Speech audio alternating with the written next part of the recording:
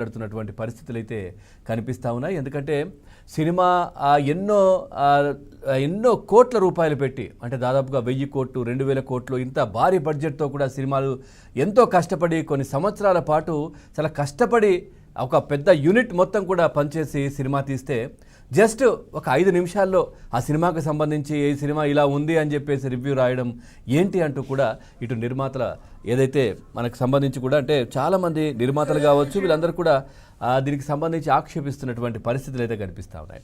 అదేవిధంగా మనం చూస్తే కనుక ముఖ్యంగా కొంతమంది యూట్యూబ్లో ఛానళ్ళు పెట్టుకొని సినిమాలపై రివ్యూలు ఇస్తున్నారు. దీనిపై ఇప్పటికే చాలామంది హీరోలు కావచ్చు నిర్మాతలు కూడా ఫైర్ అవుతున్నటువంటి పరిస్థితులు కనిపిస్తూ ఉన్నాయి. కోర్టు వరకు కూడా కోర్టు మెట్లెక్కిన అటువంటి పరిస్థితి కూడా కనిపిస్తూ ఉంది. మొదటి 3 రోజులు రివ్యూలు ఇటు థియేటర్ దగ్గర కావచ్చు, లేదనంటే ఇటు సోషల్ మీడియా ద్వారా కావచ్చు రివ్యూలు ఇవ్వకుండా ఆదేశాలు ఇవ్వాలి అంటూ కూడా కోలీవుడ్ నుంచి చాలామంది కూడా నిర్మాతలు ఇటు కోర్టును ఆశ్రయించినటువంటి పరిస్థితి కనిపించింది.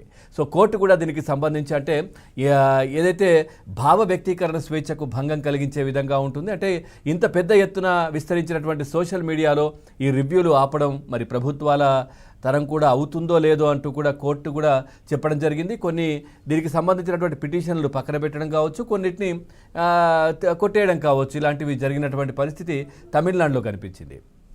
అయితే చాలా ఒక పేరెన్నిక కన్నటువంటి ఛానళ్ళు కావచ్చు, లేదంటే పత్రికలు కావచ్చు, వీళ్ళు ఎప్పటి నుంచో కూడా సినిమాకు సంబంధించినటువంటి విశ్లేషణ చేస్తూ ఉంటారు. సినిమా ఈ విధంగా ఉంది, ఈ విధంగా ఉంది, దీంట్లో తారాగానం ఈ విధంగా, నటీనటులు ఈ విధంగా ఉన్నారు, ఇట్లా ఉంది, ఆ బడ్జెట్ అవి వీటికి సంబంధించి మాట్లాడుతూ ఉంటారు.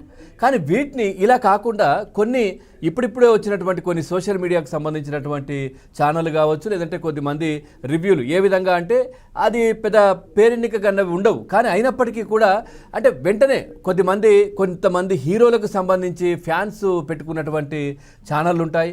కొద్దిమంది వాళ్ళని అభిమానించే వాళ్ళు ఈ సినిమా ఎలా ఉన్నా కానీ గొప్పగా ఉందని రాయడం, ఇంకొంతమంది మాత్రం సినిమా చాలా అద్భుతంగా ఉన్నా కానీ ఏదో ఆ విధంగా ఉంది, సినిమా బాగాలేదని చెప్పడం, ఈ విధంగా చేయడం వల్ల చాలా నష్టపోతున్నామంటూ కూడా చాలామంది నిర్మాతలు, డైరెక్టర్లు కావచ్చు, హీరోయిన్లు కూడా మాట్లాడుతున్నటువంటి పరిస్థితులు కనిపిస్తూ ఉన్నాయి.